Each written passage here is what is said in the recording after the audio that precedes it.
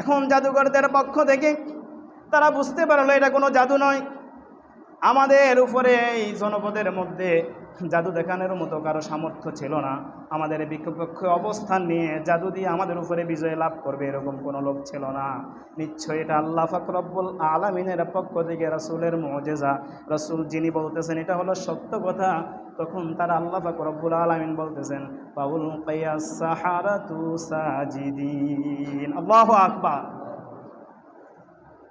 জাদুকরদের সাপের এই অবস্থা দেখে তারা সাথে সাথে সিজদায় পড়ে গেলেন, সিজদায় লুটিয়ে পড়লেন।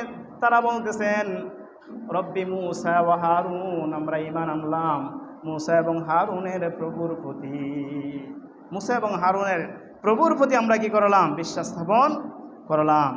এখন ফেরাউন বলতেছে হায় রে, তাদেরকে আনলাম আমার পক্ষে কাজ করার জন্য, এখন